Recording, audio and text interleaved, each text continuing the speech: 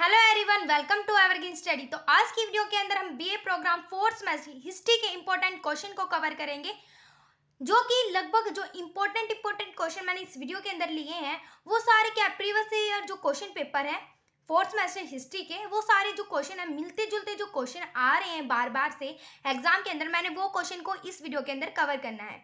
चलो चलते हैं, हम स्टार्ट करते हैं अपने इंपॉर्टेंट क्वेश्चंस को।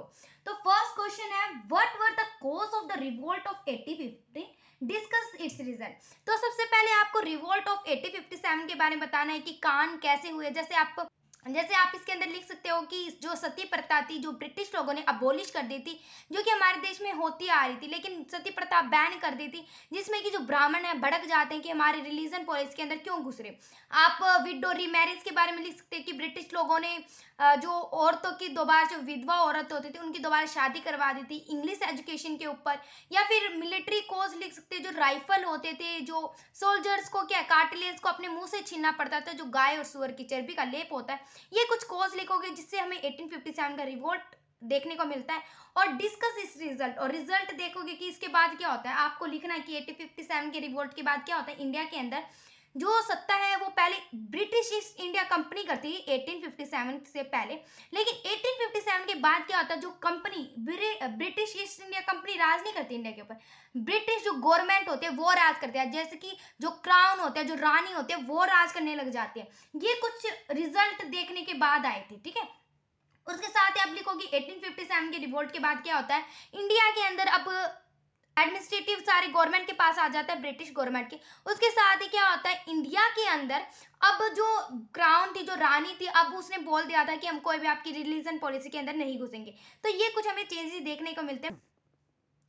ये पूरा क्वेश्चन है जो मैंने कंप्लीट करवा रखा है, तो मैं आपको प्लेलिस्ट है डिस्क्रिप्शन में लगा दूंगी, तो ये कंप्लीट क्वेश्चन आप वहां से जाके देख सकते हो। उसके साथ सेकंड क्वेश्चन है, what was Gandhi unique contribution to the national movement. Gandhi ji का क्या कंट्रीब्यूशन हमारे नेशनल मूवमेंट में। जैसे कि गांधी जी के बारे में आप लिखोगे, बनारस यूनिवर्सिटी में एक भाषण देते हैं जब वो साउथ अफ्रीका से अपनी स्टडी करके आते हैं। उसके साथ ही आप लिखोगे उन्होंने क्या चंपारण सत्याग्रह करा, खेड़ा सत्याग्रह करा।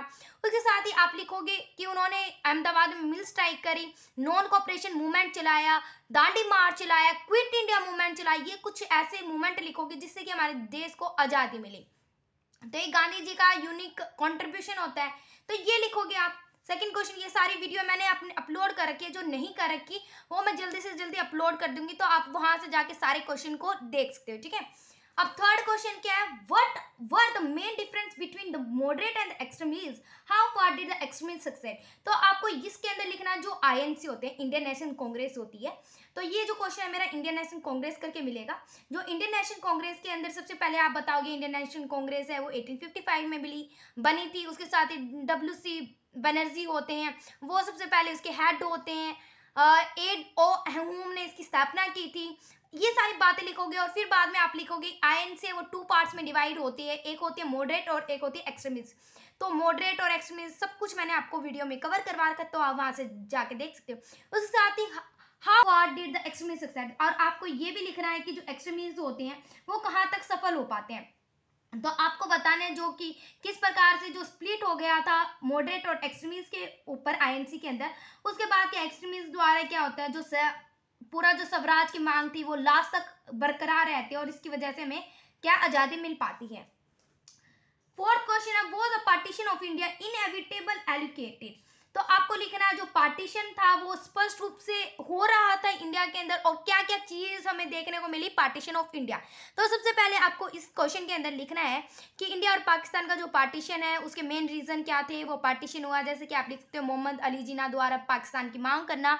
उसके साथ ही जो 1937 में जो इलेक्शन हुए थे, मुस्लिम लीग होती है उसकी कम वोटिंग मिलती है, जिसकी वजह से मोहम्मद जिन्ना को पता चल जाता है कि इंडिया के अंदर हमें क्या है, जब तक इंडिया में 2/3 जो पॉपुलेशन है वो हिंदुओं के है, तब तक हमें क्या है यहाँ पर गवर्नमेंट नहीं कर सकता मैं। और थर्ड रीजन ये है कि कॉमनल जो इलेक्ट्रॉन थे, जो पृथक निर्वाचन, जो कि पृथक निर्वाचन क्या होता है, एक समुदाय अपने ही समुदाय में वोट देगा। तो ये आ गया था जिसमें कि जो डिवीजन हो गया था हिंदू और मुस्लिम का, डिवीजन होगा तो सब अलग अलग चीजों की मांग करेंगे, इस वजह से हमारे जो इंडिया और पाकिस्तान का पार्टीशन होता है। उसके साथ ही आप ये भी लिखोगे जो पार्टीशन के बाद जो पार्टीशन है कहाँ कहाँ होता है, इंडिया के पंजाब में होता है और बंगाल में होता है, ये भी लिखोगे। और पाकिस्तान ईस्ट पाकिस्तान होता है, ये क्या होता है हमारा जो बंगाल का जो पार्ट होता है ईस्ट पाकिस्तान, उसका टुकड़ा करके बनाया गया था, जो कि आज के टाइम में बांग्लादेश हो चुका है वो, ठीक है, वेस्ट ईस्ट पाकिस्तान, ठीक है। ये लिखोगे, discuss the different interpretation of the 18th century India by the historian. तो हिस्टोरियंस द्वारा 18th सेंचुरी में क्या क्या चीजें देखी गई, कि क्या क्या चेंजेस आए इंडिया के अंदर, क्या क्या उन्होंने डिस्कवरी करी, ये सब कुछ लिखोगे। जैसे कि आप लिखोगे हिस्टोरियंस क्या होते हैं, सबसे पहले आपको ये डेफिनेशन पता होनी चाहिए, उनके एम क्या होते हैं हिस्टोरियंस के। फिर आपको लिखना है कि important historian, just like James मिल के बारे में लिखोगे, आप रखाल दास बनर्जी के बारे में लिखोगे, जेम्स प्रिंसेप के बारे में लिखोगे, कॉलर मैकेंजी के ऊपर लिखोगे। तो मैंने ये वीडियो बना रखे, आप वहां से जाके कलेक्ट कर सकते हो इस क्वेश्चन को। Describe various social religion reform movement in the 19th century in India. India के अंदर सोशल रिलीजन रिफॉर्म हो रहे थे, मूवमेंट हो रही थी, उसके ऊपर लिखना है। जैसे कि आप लिख सकते हो कि जो हमारे राजा राम मोहन राय होते हैं, जो ब्रह्म समाज की स्थापना करते हैं, उसके साथ उन्होंने एक रिलीजन पॉलिसी भी अपनाई थी, जो कि जो सोसाइटी में क्या हो रहा था, जो सती प्रथा हो रही थी, जो लोगों के क्या, जिनकी पत्नी जिसके पति होते थे वो मर जाते थे, उनको सीधा ही सती कर देते थे, आग में जला दिया जाता था। इसके खिलाफ में जो राजा राम मोहन राय होते हैं वो क्या है, मूवमेंट चलाते हैं। उसके साथ ही आप ईश्वर चंद्र विद्यासागर है, उन्होंने विडो रीमैरिज के खिलाफ के आंदोलन चलाए थे। ज्योतिबाई फुला के बारे में लिखोगे, डॉक्टर भीमराव अम्बेडकर ने किस प्रकार से भूमिका निभाई, मूवमेंट करे, ये सारी चीजें आपको इसके अंदर मेंशन करके आनी है। सेवेंथ क्वेश्चन है, discuss the cause for the rise of nation in India. Nationalism है, जो राष्ट्रवाद की भावना है, इंडिया के अंदर किस तरीके से उभर के आई। जैसे कि आप लिख सकते हो कि 1857 का रिवोल्ट हुआ था, जिसमें लोगों को बहुत भारी हानि हुई थी। उसके साथ ही ब्रिटिश कंपनी का जो राज था वो किस में चेंज हो गया था, क्राउन में चेंज हो गया था। अब रानी राज कर रही थी, हाई टैक्स हो रहा था फार्मर्स के ऊपर, और जो इंडियंस पीपल थे उन्हें मिलिट्री में कोई भी इतना भूमिका नहीं मिल रही थी। जो ब्रिटिश लोग क्या है, अब रिलीजन पॉलिसी में ज्यादा घुसने लगे थे, कुछ भी काम नहीं करने देते थे, गवर्नमेंट में कोई भी हक नहीं होता था इंडियंस का। और बहुत सारी मूवमेंट भी ऐसे करते हैं, और बहुत सारी इंग्लिश एजुकेशन के सिस्टम भी करते हैं, जिसमें कि इंडियंस पीपल खुश नहीं होते, और एकदम से उनके राष्ट्रवाद की भावना उठ पड़ती है और ब्रिटिश लोगों को भगाने की सोचते हैं। तो ये मूवमेंट स्टार्ट होती है इंडिया के अंदर, ठीक है।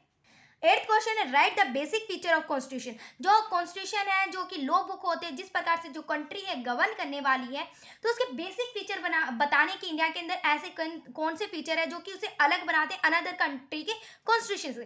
जैसे कि आप बताओगे कि हमारे जो कंट्री का जो कॉन्स्टिट्यूशन है वो लॉन्गेस्ट कॉन्स्टिट्यूशन है वर्ल्ड में, रिटन कॉन्स्टिट्यूशन हमारे देश का, सेक्युलरिज्म है, फंडामेंटल राइट है, फंडामेंटल ड्यूटीज है, डीपीएसपी है, ये सारी कुछ चीजें आप बताओगे। ये मैंने वीडियो बना रखे, मैं बता रही हूँ, यदि आप ये 12 क्वेश्चन है ये कंप्लीट कर लोगे, तो आपके कंप्लीट मतलब अच्छी तरीके से करोगे, तो आपके मार्क्स कहीं नहीं जा सकते, आपके बहुत अच्छे मार्क्स आएंगे, ठीक है।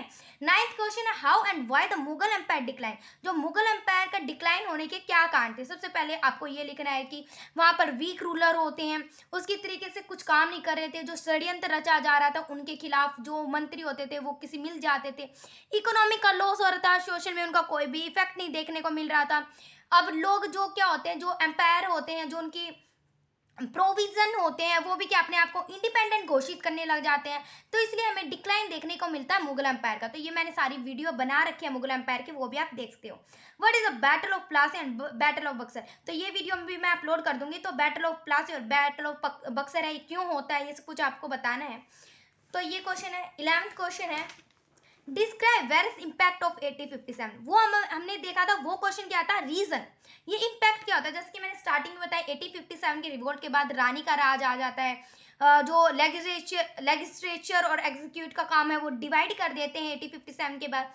और किस प्रकार से अब इंडिया के अंदर रानी होती है, अब गवर्नर जनरल की जो पोस्ट होती थी अब वाइसराय में चेंज कर दी थी, और वाइसराय को भी इतना हक नहीं होता था किसी भी काम को करने के लिए होता था। सबसे पहले उन्हें जो सेक्रेटरी होते थे ब्रिटिश के, उनसे बात करनी होती थी, जो काम सेक्रेटरी हाँ कर देता था, फिर ब्रिटिश जो क्राउन रानी होती थी उसके पास जाता था, फिर रानी है वाइसराय को बताती थी। तो ऐसे ऐसे चेंजेस आ चुके थे, इम्पैक्ट हो चुके थे 1857 के रिवोल्ट के बाद। What is D industrialisation.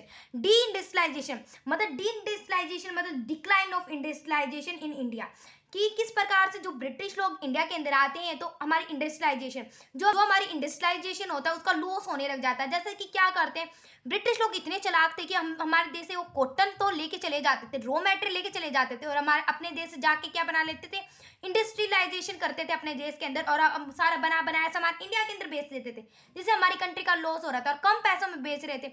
और इस प्रकार से हमारी इंडस्ट्रियलाइजेशन है वो लॉस होती जा रही थी, क्योंकि अब कोई भी इंडिया का माल तो कोई खरीदेगा नहीं।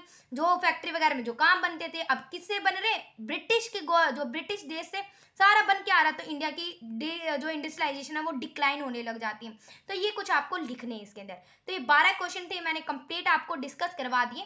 यदि ये आपको ये वीडियो अच्छी लगी हो तो लाइक कर देना, share and subscribe my channel. और ये सारे क्वेश्चन आप डिस्क्रिप्शन में मैंने प्लेलिस्ट दे दिए, तो वहां से आप जाके कलेक्ट कर सकते हो। Thank you for watching.